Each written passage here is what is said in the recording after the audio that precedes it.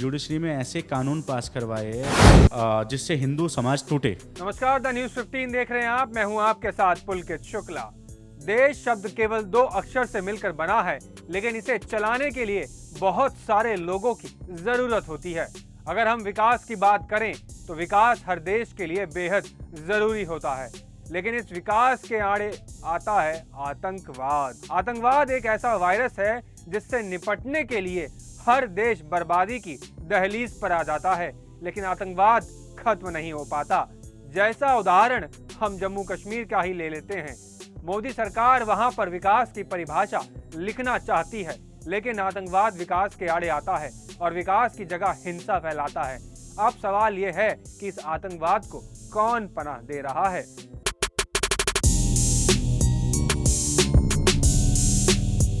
भारत के केरल में साल 2006 में एक संगठन की शुरुआत हुई जिसे पीएफआई कहा गया, यानी कि पॉपुलर फ्रंट ऑफ इंडिया। ये एक चरमपंथी इस्लामिक संगठन है जिसे नेशनल डेवलपमेंट फ्रंट के उत्तराधिकारी के रूप में गठित किया गया था। पीएफआई का मुख्य लक्ष्य मुसलमानों की आवाज उठाने का था, साथ ही मुसलमानों के लिए मुस्लिम पर्सनल लॉ बोर्ड और मुस्लिम छात्र के लिए छात्रवृत्ति प्रदान करना था। इसके अलावा मुसलमानों के लिए सामाजिक आंदोलन करना था। अब आप सोच रहे होंगे कि हम बार बार था शब्द का इस्तेमाल क्यों कर रहे हैं, तो इसे भी समझिए। कई बार इस देश में हिंसा फैली, सुरक्षा बलों ने इसकी जांच भी की, जिसमें बार बार पीएफआई का नाम सामने आया, फिर चाहे वो पत्थरबाजी के लिए हो या फिर लव जिहाद के लिए हो। दरअसल पीएफआई ने देश को 2 हिस्सों में बांट रखा है। ऊपरी हिस्से में पत्थरबाजी, हिंसा, आतंकवाद का साथ देना और निचले भारत में लव जिहाद को बढ़ावा देना। अगर हम केरल राज्य की बात करें तो यहाँ पर लव जिहाद के कई सारे केस मिल जाते हैं, जिसमें सीधे तौर पर पीएफआई का लिंक होता है। इतना नहीं, पीएफआई का संबंध तालिबान और अलकायदा जैसे आतंकवादी संगठनों से भी है। अब अगर ताजा मामले के बारे में बात करें तो कानपुर में हुई हिंसा में भी पीएफआई का लिंक मिला है। पीएफआई ने जो भी गतिविधियां भारत में की, उससे यह पता चलता है कि यह संगठन भारतीय मुसलमानों को भड़काता है। आपको बता दें कि 2012 में पीएफआई ने गैर कानूनी गतिविधियां रोकथाम अधिनियम में प्रदर्शन किया था।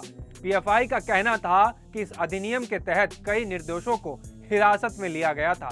तभी केरल पुलिस ने हाईकोर्ट में दावा किया था कि पीएफआई प्रतिबंधित संगठन students Islamic movement of India का दूसरा रूप है। ताजा रिपोर्ट के अनुसार अब पीएफआई कई संगठनों के साथ जुड़ चुका है, जिसमें कर्नाटक में forum for dignity of Karnataka, Tamil Nadu में मनिथा नीति पासराय, गोवा में नागरिक फोरम संगठन, राजस्थान के सामुदायिक, सामाजिक और शैक्षिक संगठनों के साथ कई राज्यों में पहुंच गई है। इसके साथ ही पीएफआई उत्तर प्रदेश में पिछले 2 सालों में अपनी जड़ें मजबूत करने में लगी हुई है, जिसके लिए पीएफआई ने पूरे देश में कई कार्यशालाओं को स्थापित किया।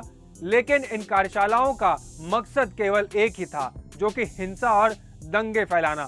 साल 2019 में सीएए एनआरसी प्रदर्शन के दौरान हिंसा फैलाना, रामनवमी के दौरान पथराव करना, कानपुर में भी पत्थरबाजी करने के मामलों में पीएफआई का नाम सामने आया है, जिसके बाद पीएफआई को बैन करने की मांग भी उठने लगी थी।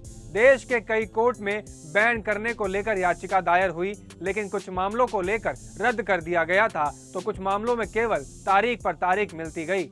लेकिन पीएफआई अपनी हरकतों से नहीं बाज आया। वो देश में जहां भी मुस्लिम आबादी ज्यादा होती है, वो अपने पैर पसारने लगता है। अब ऐसे में हिंदू संघर्ष समिति सामने आई है, जिसकी शुरुआत 1998 में हुई थी। साल 2017 में हिंदू संघर्ष समिति ने पीएफआई के खिलाफ आवाज उठानी शुरू कर दी थी।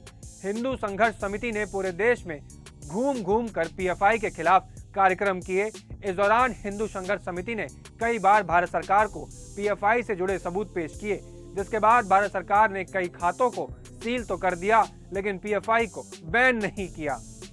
तो समाज भी, मतलब ये आम आदमी के लिए, लेमैन के लिए समझना मुश्किल है पीएफआई के नेक्सस को, लेकिन धीरे धीरे हमारे कुछ कानूनगत खामियां भी हैं, क्योंकि उन्होंने भारतीय संविधान को फ्लॉप करने के लिए कि इस तरह से महीन ताना बाना बनाए कि वो बहुत जल्दी एजेंसियों के रडार पे ना आए, और जब तक वो एक्सपोज नहीं हो सकते, जब तक किसी संगठन की या किसी व्यक्ति की कोई पुरानी ऐसी आपराधिक हिस्ट्री नहीं है, आतंक वाली हिस्ट्री नहीं, तो आप उन पर हाथ नहीं डाल सकते। तो उस सिस्टम पे उनकी पकड़ भी है। तो इसमें मैं पीएफआई को अकेले दोष नहीं देना चाहूँगा, इसमें दोष देना चाहूँगा जो इनका ग्रीन और रेड टेरर का नेक्सस है, जो कम्युनिस्ट लोग भी इनके साथ मिले हुए हैं, जो आर्ग्यूमेंट तैयार करते हैं, वो काम करते हैं कुएं में भांग डालने का, फिर उस कुएं से पूरा गांव पानी पी के पागल हो जाता है। तो उन्होंने जानबूझ के, जहाँ से नैरेटिव तैयार होता है मीडिया के क्षेत्र में, एकेडमिक्स के क्षेत्र में और जुडिशरी में, जैसे जुडिशरी में बड़े हैरान होंगे आप ना, उन्होंने जुडिशरी में ऐसे कानून पास करवाए आपको जिससे हिंदू समाज टूटे। देखिए, पीएफआई का फुल फॉर्म शायद बहुत लोग गौर से नहीं सुनते होंगे, देखते होंगे। इसका फुल फॉर्म है पॉपुलर फ्रंट ऑफ इंडिया। अब ये पॉपुलर फ्रंट है या कितना अनपॉपुलर होना चाहिए, इसके बारे में समाज को सोचना चाहिए। इसमें सो कॉल्ड बड़े बड़े इंटेलेक्चुअल्स आकर के इनके सेमिनार को पार्टिसिपेट करते हैं और सो कॉल्ड सेकुलर लोग इनके प्रोग्राम्स में जाते हैं, इनके कार्यक्रमों को अटेंड करते हैं, उनको प्रमोट करते हैं, फाइनेंशियली सहयोग करते हैं। लेकिन क्या कुछ ये ऑर्गेनाइजेशन कर रहा है, इसके बारे में गहराई से जानने और समझने वालों की कमी है।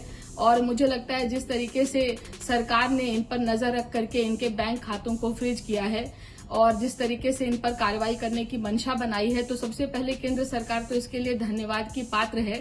साथ ही मैं कहना चाहूंगी कि देश भर में जो लोग भी इनको सपोर्ट कर रहे हैं या इनडायरेक्टली इनसे जुड़े हैं, उनको भी गौर करना चाहिए कि इनकी क्या एक्टिविटीज हैं, क्योंकि कई जगहों पर देखने में आ रहा है कि कोई घटनाएं हो रही हैं, जैसे दिल्ली का ही दंगा हुआ या कानपुर में झगड़े हुए या कहीं और कोई नेगेटिव एक्टिविटी देखने को मिल रही है, तो कहीं न कहीं संगठन का रोल पाया जा रहा है।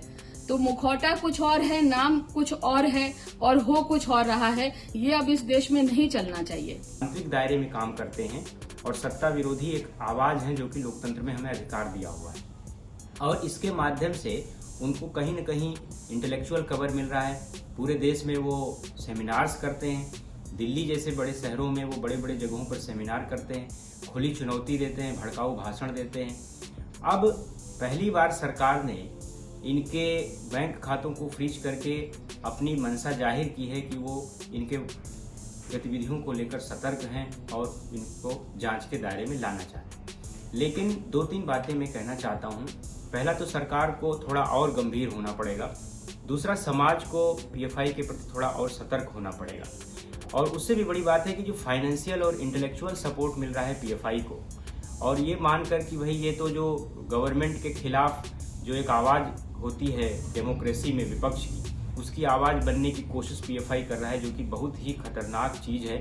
और इसे इंटेलेक्चुअल सपोर्ट मिल रहा है, फाइनेंशियल सपोर्ट मिल रहा है। इसके बारे में देश के बुद्धिजीवी समाज को सोचने की आवश्यकता है, और मुझे लगता है कि पीएफआई के बारे में हमको और गंभीरता से विचार करने की आवश्यकता है। इसके बारे में जागरूकता जितनी ज़्यादा होगी उतना ही हम सतर्क होंगे। आतंकवाद हमारे बीच से नहीं गया है, उसका चेहरा बदल गया है, उसका स्वरूप बदल गया है, लेकिन आतंकवाद नए नए स्वरूप में हमारे बीच में आता चला जा रहा है। इसलिए हमेशा सतर्क रहने की आवश्यकता है। सूत्रों के मुताबिक पीएफआई संगठन का हाथ देश में हो रही सांप्रदायिक हिंसाओं और पत्थरबाजी में बताया जा रहा है। बीते दिनों कानपुर में हुई पत्थरबाजी में हयात जफर हाशमी को गिरफ्तार किया गया है, जिसका सीधा संबंध पीएफआई संगठन से बताया जा रहा है। पीएफआई जो एनजीओ के नाम पर देश में चंदा इकट्ठा करता है, क्या उनके खाते सील करना काफी है? क्या सरकार को पीएफआई के खिलाफ कई और कदम उठाने होंगे? क्या सरकार पीएफआई बैन की ओर ध्यान देगी? क्या सरकार पीएफआई के खिलाफ सख्त कदम उठाएगी? आपके इसके प्रति क्या राय है? कमेंट बॉक्स में जरूर बताइए। देखते रहिए द न्यूज़ 15। नमस्कार।